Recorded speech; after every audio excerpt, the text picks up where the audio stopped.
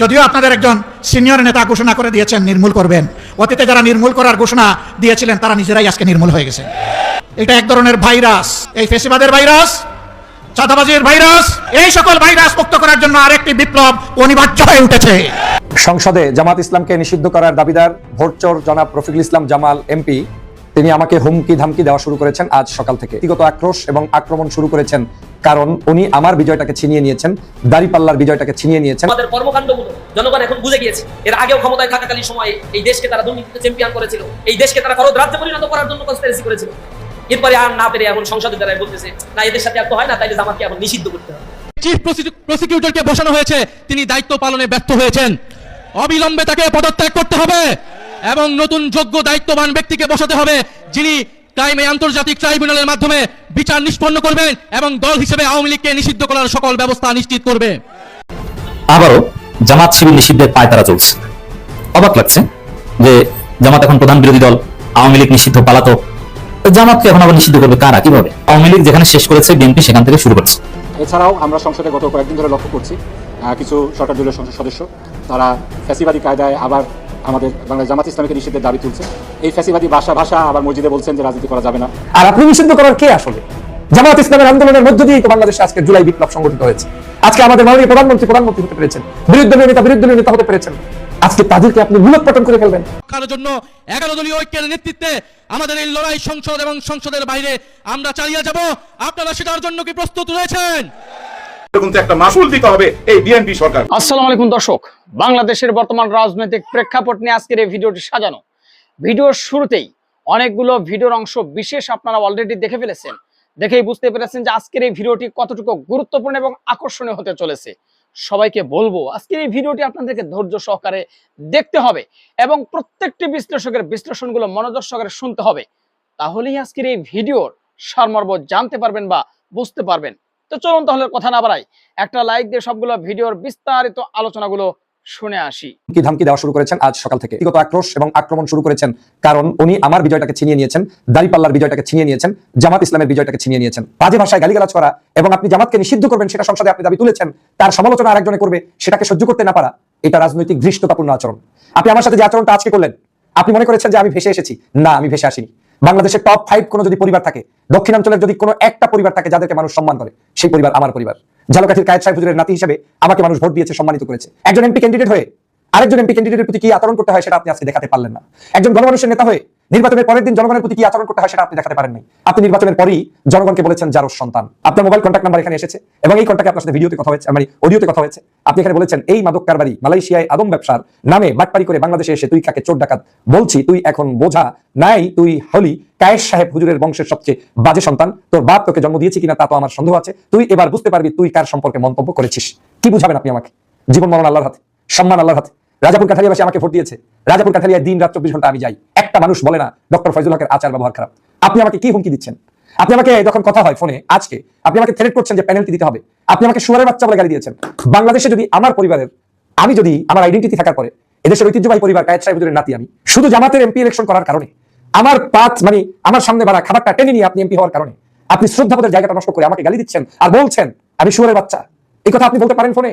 আপনি আমাকে বলতে পারেন যে আপনি দেখিয়ে দিবেন আমাকে পেনাল্টি গুনতে হবে। আমি কাকে ভয় পেয়ে কথা বলেছি? আমাকে মানুষ ভালোবাসে ফেসিবাদের বিরুদ্ধে যখন লড়াই করেছি, সংগ্রাম করেছি ট্রুথ ইনফরমেশনের কারণে। আজ শুধু জামাত করার কারণে আপনি আমাকে শুয়ারের বাচ্চা বলতে পারলেন। আজ শুধু দাঁড়িপাল্লার ইলেকশন করার কারণে আপনি আমাকে থ্রেট দিচ্ছেন যে বাংলাদেশে আমাকে করবেন। যেখানে শহীদ রাষ্ট্রপতি জিয়া রহমানের পরিবারের সন্তান জনাব তারেক রহমান, জামাত ইসলামের আমির ডাক্তার শফিকুর রহমানের মধ্যে একটা সৌহার্দ্যপূর্ণ আচরণ ব্যবহার চলছে।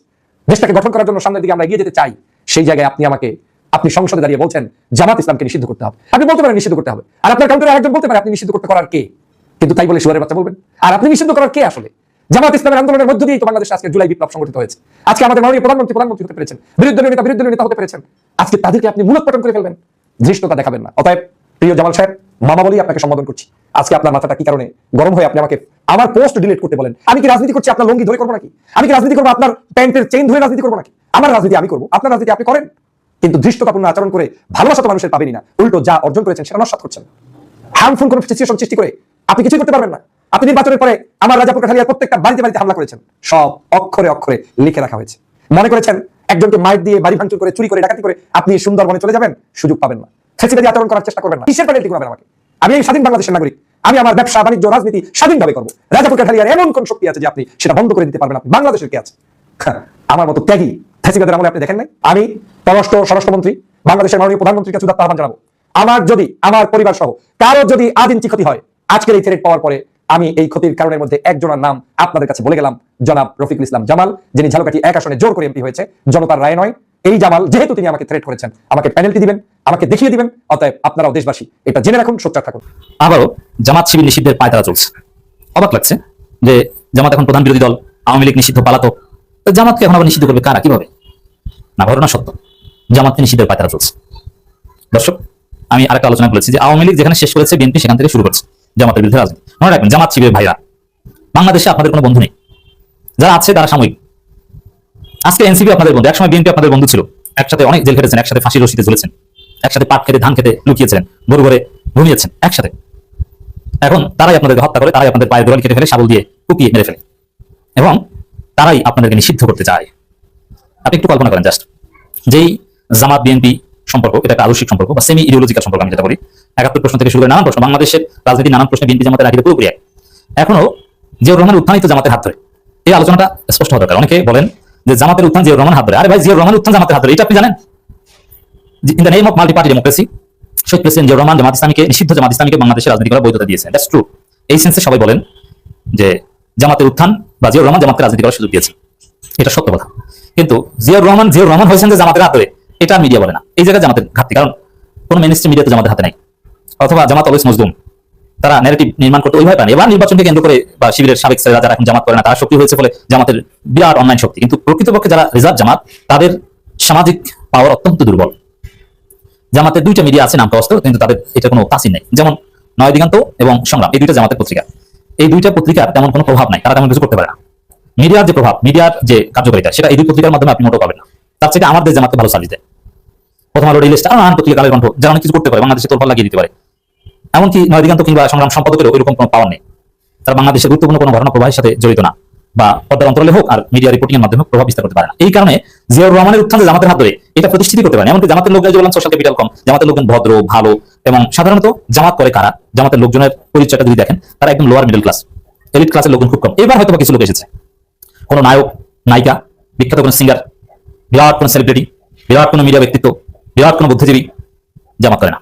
হ্যাঁ, এই বুদ্ধিজীবী কিংবা বিশ্ববিদ্যালয়ের শিক্ষক, এই সেক্টরে জামাতের কিছু অ্যাক্সেস আছে, কিছু লোক তৈরি হয়েছে, তাও আবার অতি নিরীহতা, মেইনস্ট্রিমের সাথে তাদের কানেকশন কম, যার ফলে এই যে দেখেন জামাত করে কারা, যদি পরিচয় বেসিক্যালি মাদ্রাসা শিক্ষক, স্কুল শিক্ষক, সর্বোচ্চ 2-4 কলেজ শিক্ষক, সামান্য কয়েকজন আইনজীবী।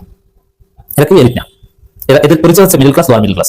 হ্যাঁ, আইনজীবীদের মধ্যে বা ডাক্তারদের মধ্যে, বিশেষ করে আইনজীবীদের মধ্যে যদি বলি, শিশির মনি টাইপের আইনজীবী তৈরি হয়েছে এই প্রথম। তার আগে ছিল একজন, বেস্ট আব্দুল রাজ্জাক। এখন একজন শিশির মনিরকে নিয়ে জামাত গর্ব করে, কিন্তু ওইরকম কয়েকশো বা কয়েক হাজার শিশির মনির আওয়ামী লীগ আছে, বিএনপি তো আছে, কিন্তু জামাতে একজন। এই জন্য জামাতের এটা দুর্বলতা, যার ফলে সত্যকে প্রতিষ্ঠিত করতে তারা পারে না।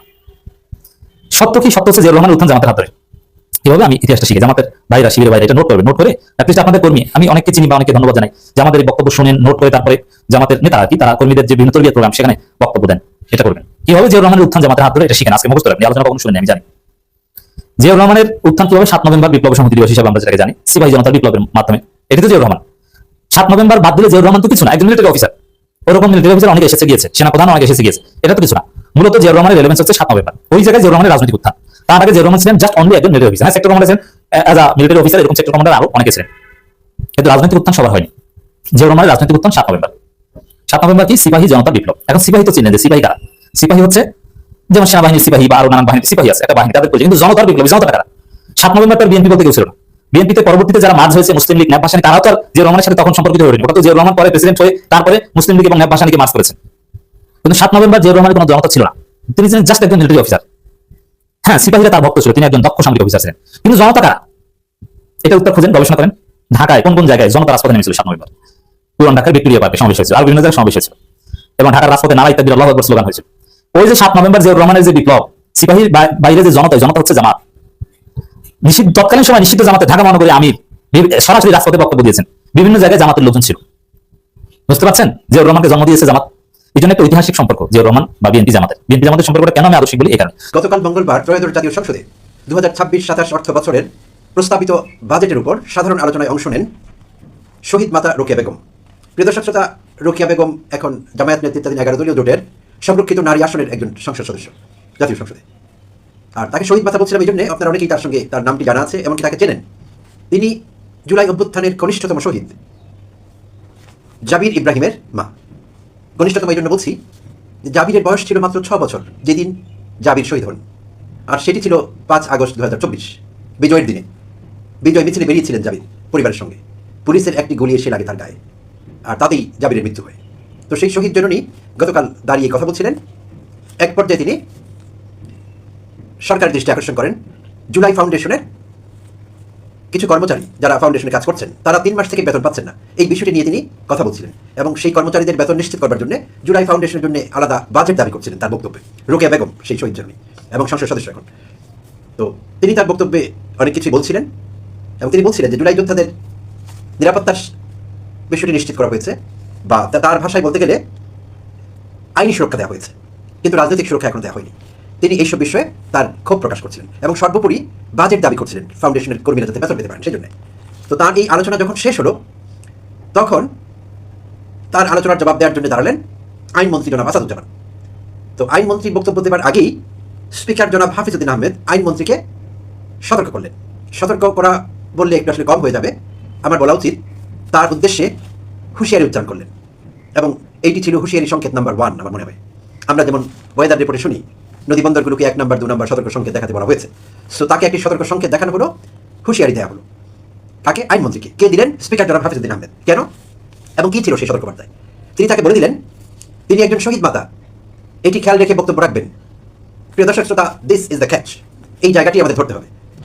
স্পিকার কোনো একজন সংসদ সদস্যকে এই কথা বলেননি, একজন পদাধিকারীকে এই কথা বলেছেন, এবং তিনি কে? রাষ্ট্রের আইনমন্ত্রী, নিজেই যথেষ্ট গুরুত্বপূর্ণ। দর্শক আশা করি সবগুলো ভিডিওই দেখেছেন এবং সকল বিশ্লেষকদের বিশ্লেষণগুলো মনোযোগ সহকারে আপনারা শুনেছেন। তো প্রত্যেকটি বিশ্লেষকের বিশ্লেষণগুলো শোনার পরে আপনারা কি জানলেন, বুঝলেন, অবশ্যই আপনাদের মূল্যবান মতামত আজকের এই ভিডিওর কমেন্ট বক্সে জানিয়ে দিন। আর হ্যাঁ, পারলে ভিডিওটি শেয়ার করে সবাইকে দেখার সুযোগ করে দিন। গরম গরম খবরগুলো পেতে আমাদের এই চ্যানেলটি সাবস্ক্রাইব করে আমাদের সাথে থাকুন।